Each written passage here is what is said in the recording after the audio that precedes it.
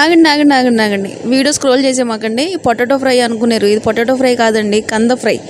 ఇది కూడా potato family number అని చెప్పాలి. అంటే ఇది కూడా దుంప టైపే, కానీ పొటాటోలో విటమిన్ సి అనేది ఎక్కువ ఉంటుంది, దీనిలో ఫైబర్ కంటెంట్ ఎక్కువ ఉంటుంది, అలాగే ఒమేగా 3 ఫ్యాటీ యాసిడ్ కూడా చాలా ఎక్కువ ఉంటుంది. సో వెయిట్ లాస్కి చాలా అంటే చాలా ఉపయోగపడుతుంది. కానీ ఇది కోసినప్పుడు చాలా జాగ్రత్తగా ఉండాలి. ఎందుకంటారేమో మీకు ఈ పాటికి సామెత గుర్తొచ్చి ఉండాలి దీని మీద, కందకు లేని దురద కత్తిపేటకి ఎందుకు అన్నట్టు అనమాట.